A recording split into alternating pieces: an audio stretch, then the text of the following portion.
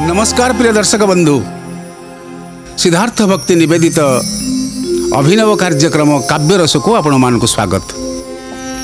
काव्य रस होची रस्यति रस अर्थात आस्वादन करवा होची काव्य रस। यही अनुक्रम रे आमे माने पूर्वर श्रवण करिचे सही करुणपूर्ण काव्य जहाँ तपस्विनी काव्य स्वभाव कवि गंगाधर मेहरंकर विशेष भाव में हृदयस्पर्शी शब्द संयोजना एवं सांगीतिकता भितर दे आमे माँ बागदेवींकर आह्वान करिछे। किभली भाव में गंगाधर मेहर स्तव करिचंती माँ बागदेवी सरस्वती को आह्वान करी पूर्वर आमे श्रवण करिचे मार वेशविन्यास केशविन्यास एवं से किपरि कौमुदी की अर्थात निजे धवल प्रस्तर मूर्ति ही कवि सामने उभा होती एवं प्रसन्न हो जाउछि चित्त बोली उल्लेख करिचंती कवि तांकर एई काव्यर प्रथम सर्गरे। एबे आमे श्रवण करिबा आम गहन रे अछंती वाद्ययंत्र शिल्पी माने मु को स्वागत करुछि एवं तत्सहित आम सहित अछंती स्वनामधन्या कंठशिल्पी देवस्मिता आचार्य मु तांको मध्य स्वागत करुछि मंच को एवं आरंभ करिया पे अनुरोध करुछि। स्वभाव कवि गंगाधर मेहर किभली भाव में तपस्विनी काव्यर प्रथम सर्गरे गान करिचंती सरस्वती उद्देश्य रे वंदना से संपर्क रे श्रवण करिबा। की ढालू छुकारे धरी लोके करी पान की ढालू छुकारे धरी लोके करी पान दैवत सदृश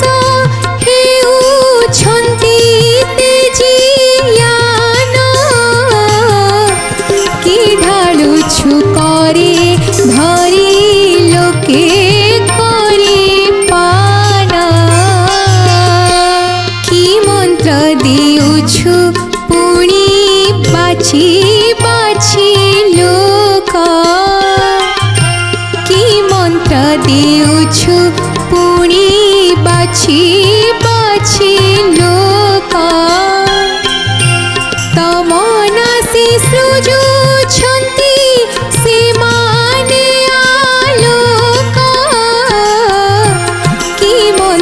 देउछु पुणी बाछी बाछी लोक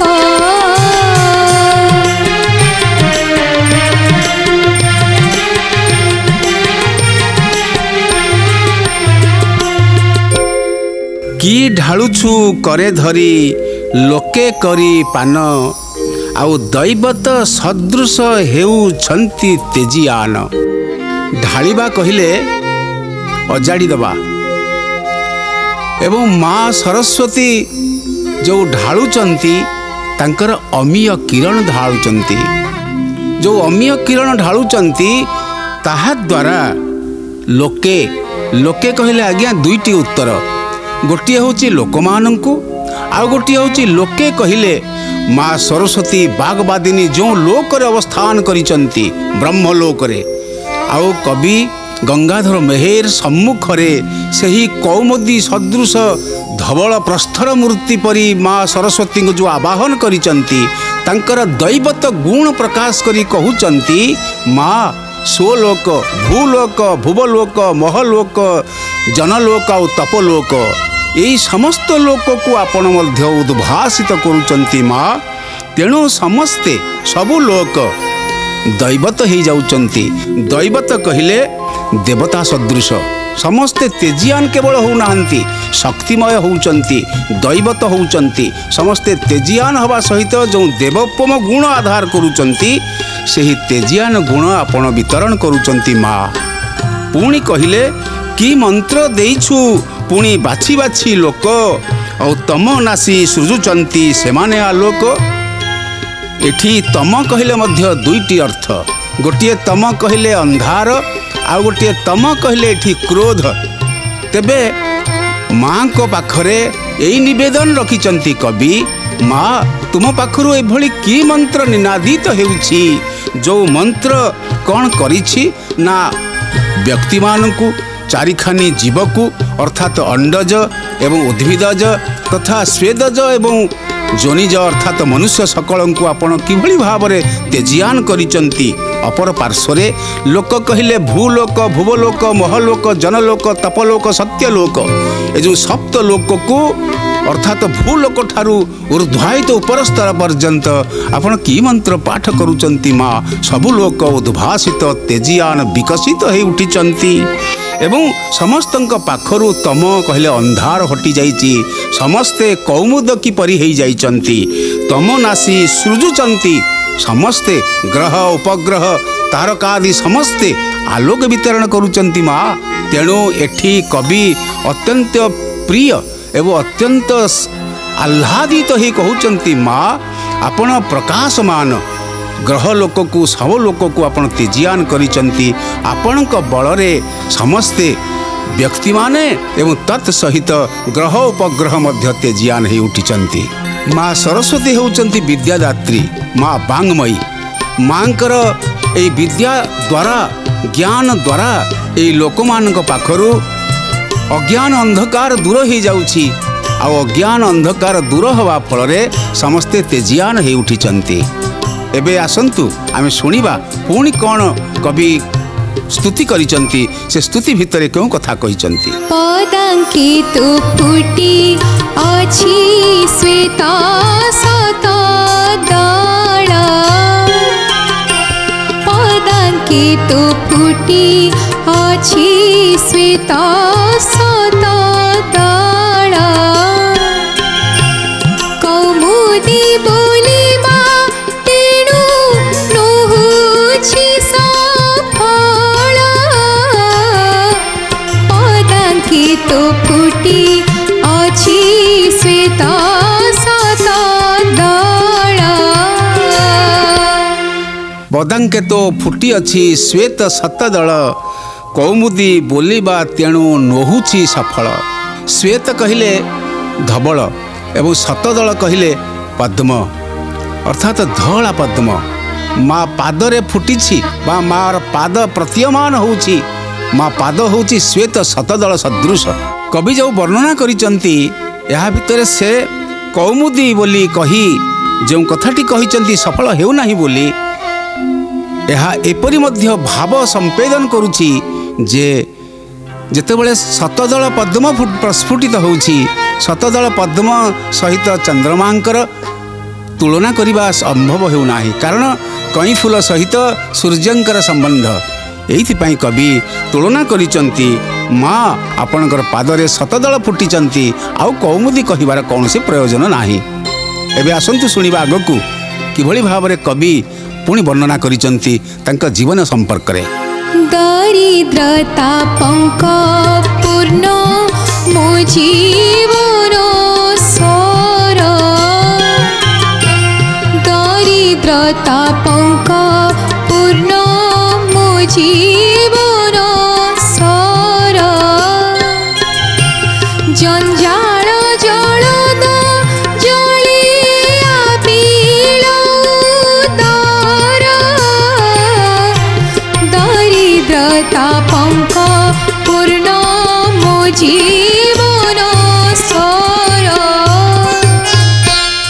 शरद सदृश तुति करी दर्शन शरद सदृश तुति करी दर्शन हुई जाउछि से तो सुत परसन शरद सदृश तुति करी दर्शन दरिद्रता पंकपूर्ण मो जीवन सर जंजाल जलद जले आबिल उदर जेभली भावरे सर कहले पुष्करिणी मो जीवन दारिद्रतारे जंजाल भितरे आबिल होइकी अछि माँ एवं जेभली भावरे जंजालग्रस्त मु अछि ता भितरे मो जीवनटा आबिल होई जिबा फलरे जेतेबेले आपणकर सही श्वेत सतदल सदृश पाद पद्म को मु दर्शन करिछि ताहा फलरे मोर मन हो जाउछि प्रसन्न हो जाउछि आपण को दर्शन करी माँ एवं किभली भावरे ना ताहा हेउछि जेमिति स्वतः आपे दर्शन फल मन प्रसन्न हो जाए। माँ सरस्वती दर्शन फल आपे आपे मोर जो जंजाल कुआड़े हटि जाइछि दुख अपनोदित हो जाइछि एवं आपे आपे मोर जंजाल दारिद्रता विलुप्त हो जाइछि। ये हूँ मार करुणा से ही मार करुणा रे उद्भासित हो उठिचंती कवि एवं सेथिपाई कहउचंती दारिद्रता थिले मध्य जंजाल थिले मध्य माँकर दर्शन रे शरत सदृश निर्मल हो जाइछि मन एवं हृदय। प्रिय दर्शक बंधु तेबे आगु शुणा किभली भाव माँ को आत्मसमर्पण करिचंती कवि निजे किभली निवेदित हो जाइचंती माँ सरस्वती पाद पद्म रे। विकसित हेउ अछि हृदय कमल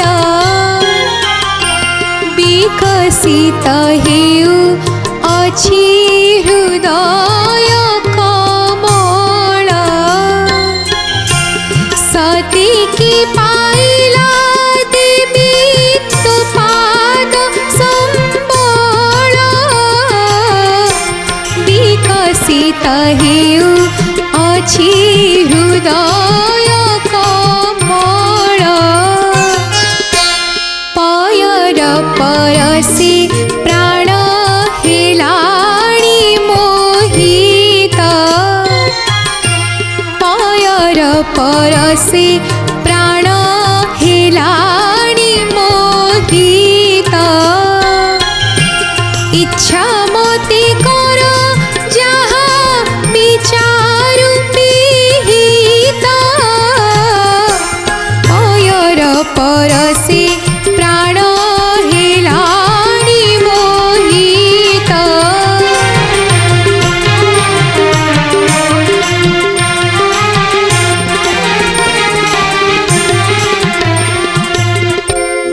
विकसित हेउ अछि हृदय कमल सते की पाइला देवी तो पाद संबल। जेतेबेले शरत सदृश मांकर सही श्वेत शतदल को स्पर्श करिचंती दर्शन करिचंती कवि प्राण विकसित हो उठिछि। विकसित कहिले विशेष भाव में प्रसन्नित हवा प्रसन्न मन हो जाइछि कविंक प्राण। जेतेबेले माँ सरस्वती को आवाहन करुचंती स्तुति करुचंती तांका हृदय रूपक जो पुष्करिणी थिला सेतिरे शतदल फुटी उठिछि कमल फुटी उठिछि बोली कहउचंती एवं कहउचंती सते की ए हृदय प्राप्त हो जाइछि प्रसन्नता रूपक शरत सदृश जीवनर सबकिछि विमलता को प्राप्त हो जाइछि। माँ एइथिपई पुणी कहिचंती जे पयर स्पर्शे माँ सरस्वती पयर कहले पाद पादर स्पर्श रे ए जगत उद्भासित हो उठिछि एवं कवि स्वयं मध्य विमोहित हो उठिचंती फल से आत्मसमर्पण करिचंती। माँकर बेश विन्यास करुथिला बेले माँकर केश विन्यास करुथिला बेले माँ को कौमुदी कही तुलना करुथिला बेले प्राण जेते पुलकित हेउथिला शेषरे कवि आसी पहुँचीचंती माँकर पाद पद्म रे। जेतेबेले मनीष तांकर आराध्य देवता और देवी पाखरे पाद पद्म रे समर्पित हो जाए सेतेबेले माँ को इच्छा रे जहाँ घटुछि ताहा घटु बोली निजे समर्पित हो जाती।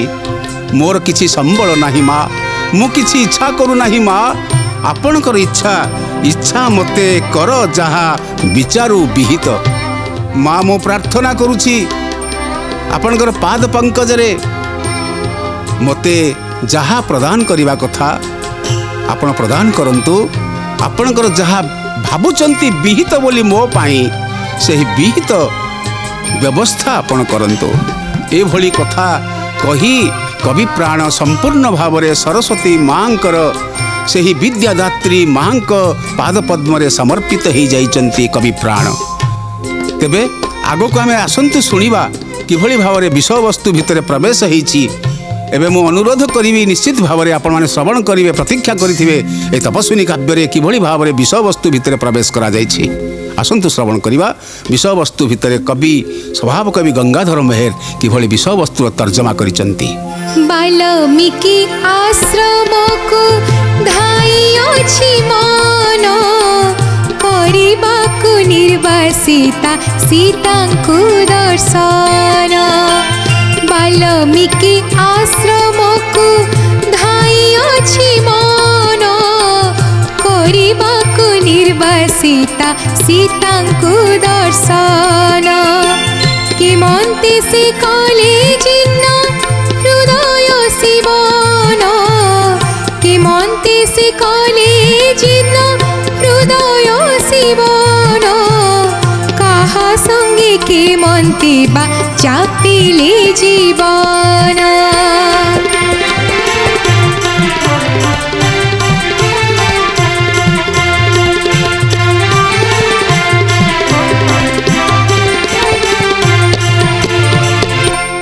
वाल्मीकि आश्रम को धाई अछि मन करबाकू निर्वासिता सीतांकु दर्शन। कवि कहउचंती माँ बागदेवी मोर मन एठी नाही माँ सरस्वती पादवंदना करी समर्पित हो गला परे माँ को कहउचंती मुझे माँ विषय वस्तु संपर्क रे प्रवेश करी। से विषय वस्तु शीर्षक होची वाल्मीकि आश्रम रे माँ सीता ठाकुराणी किभली तांकर निर्वासित जीवन को कटैचंती। तांको हृदय जो चिरी जाइची विखंडित हो जाइची दुख रे म्रियमाण हो जाइची किभली से सिलेई कले ताकू सीवन करवा कहले सिलेई करवा अर्थात से किभली भाव रे दुख को अपनोदन करि पारिले एभली दुख घटिची तांको जीवन रे। एइथिपई कवि कहउचंती वाल्मीकि आश्रम। प्रिय दर्शक बंधु एबे आमे श्रवण करिबा गोटे शब्द से होची वाल्मीकि आश्रम। कारण आपण माने पूर्वर शुणिचंती अदौ नमस्क्रिया शिवा वस्तु निर्देश एवं क्वचित निंदा खलादीना सप्तांच गुण कीर्तनम। अर्थात माँ सरस्वती को वंदना आपण माने श्रवण करिचंती एबे कौन से वस्तु निर्देश करिवे सेथिपई कवि व्याकुल होउचंती कहउचंती माँ बाकबादिनी विद्यादात्री माँ सरस्वती आपणकर पादकंजरे मु समर्पित हो जाइछि। एबे इच्छा करुछि माँ मते बागदेवी तू सहाय हुओ मु किभली भाव रे वाल्मीकि आश्रम रे माँ सीता ठाकुराणी तांकर हृदय को भांगी जाइथिबा हृदय को दुखपूर्ण हृदय को सीवन कले से दुख किभली कटेइले से संपर्क रे किछि बाणी रचना करिवा पई इच्छा करिछि। एइथिपई से कहिचंती वाल्मीकि आश्रम को धाई अछि मन करिबाकू निर्वासिता सीतांकु दर्शन एवं केमंते से कले जीर्ण हृदय शिवन कहा संगे केमंते बा जापिले जीवन सेठी काहांक पाखरे रहिले एवं केउठी किभली भाव रे जीवन को से बितेइले से संपर्क रे प्रश्न उठुची मन रे। कवि कहउचंती माँ मते टिके वाल्मीकि आश्रम आड़ को जीवाकू अच्छी से निर्वासिता सीता ठाकुराणी अवस्था देखा अच्छी। ए निर्वासिता सीता किए ए निर्वासिता सीता होउचंती तपस्विनी सीता ठाकुराणी। ए सीता ठाकुराणी निजे जनक नंदिनी राजकन्या से पुणी ए सीता ठाकुराणी होउचंती दशरथंकर कुलवधू सूर्य वंशर कुलवधू होउचंती सीता ठाकुराणी एवं मर्यादा पुरुषोत्तम रामचंद्र से होचंती धर्मपत्नी। तत्सहित से जेतेबेले जाउचंती 14 वर्ष वनवास रे सेतेबेले से अंतत पक्षे शोकाकुला सीता भाव रे अशोक विपिन रे प्राण कटेइचंती। तेबे एबे पुणी निर्वासन दंड भोग करिचंती। ए सीता किए से ए सीता होचंती तपस्विनी काव्यर जे होचंती तपस्विनी सीता ठाकुराणी। ए सीता ठाकुराणी तपस्विनी हेले कहीं मनरे आपण मानकर प्रश्न निश्चित भाव उठुथिबो। तेबे एतिकी जे जेतेबेले मर्यादा पुरुषोत्तम रामचंद्र 14 वर्ष वनवास कटेइला परे फेरी आसीचंती लंकारु अयोध्या को अयोध्या राज सिंहासन रे आरूढ़ होइचंती। विशेष भाव रे तंकर जेतेबेले सिंहासन आरूढ़ हो सारिचंती माँ सीता ठाकुराणी सेतेबेले राजराणी होइचंती। किंतु गोटे प्रबाद अच्छी से प्रबादटी भितरे जे धोबा धोबणीकर दुईटी कथा घटी। धोबा धोबणी भितर गोटे राति धोबणी कटेइछि ता बाप घरे धोबाटी अभियोग करिछि अभियोग करिछि काहेकि फेरलु नाही। और धोबणी कहूछि जे मु गोटे राति बाप घरे रहीगली बोली मते तुम्हें दोचारणी बोली कहल, किंतु माँ सीता ठाकुराणी तो 14 वर्ष वनवास जीवा बेले रावण गृह से कटई अधिकांश समय अधिकांश वर्ष से तो कहीं दोचारुणी हेले नहीं। एवं छद्मवेश जितेबाला रामचंद्र श्रवण करुले धोबणीर कथा मनरे विराग है नहीं, किंतु मर्यादा पुरुषोत्तम रामचंद्र हवापाई एवं सीता ठाकुराणी को से निर्वासन दंड देले प्रजानुवत्सल हवापाई। से सीता ठाकुराणी एबे वनवासिनी निर्वासिता, से ही निर्वासिता सीता संपर्क में आसतु शुणा किभली भाव से वाल्मीकि आश्रम रे जीवन को कटई। तेबे कवि किभली भाव आउ निवेदन करिसंती से निवेदन कथिका गोटे कटिके शुणा आसतु। कृपा बही कृपा मई शक्ति दान कर, कृपा बही कृपा मई शक्ति दान कर, पवित्र हेउ मो मन देखि लेखि कर, पवित्र हेउ मो मन देखि लेखि कर। कवि कहउचंती माँ बागदेवी चरण वंदना करी निजे आत्मसमर्पण करी, कारण आत्मसमर्पण न कला पर्यंत कौन सी व्यक्तिर से भली कृपा प्राप्ति ही न थाए। कवि आत्मसमर्पण करी कहउचंती माँ कृपा करी कृपामयी शक्ति दान कर। ये शक्ति होची वांगमय शक्ति, ये होची सर्जनशीलतार शक्ति। यही शक्ति दान करिवा पाई माँ सरस्वती वीणावादिनी बागवादिनी से ही विद्याधात्री पाद पद्मरे अमल धवल विश्वास रखी कवि आत्मसमर्पित होती एवं कहउचंती माँ आपणक से ही बाणी अर्चना रे मोर मन लाखी रहू, आ से बाणी अर्चना करी मोर पवित्र हो जाऊ हृदय, पवित्र हो जाऊ लेखनी, आ पवित्र हो जाऊ देखी लेखी कर बोली कहिचंती। एवं मते देखिबा पाई कारण मु तांकु दृश्य रे सूक्ष्म दृष्टि मते दियंतु, से सूक्ष्म दृष्टि रे मु तांकु केवली दर्शन करे, फल रे से दर्शनायित भाव रे मु तांकु विशेष भाव रे रचना करिबी। एई कथा कही कवि रचना करुचंती तपस्विनी काव्य। ए कथा आमे परवर्ती अध्याय शुणिबा। एबे समय ही जाइछि, एठी विदाय दियंतु, पुणी देखा हबो परवर्ती अध्याय रे। से पर्यंत विदाय नउछि। जय जगन्नाथ, जय जगन्नाथ, जय जगन्नाथ।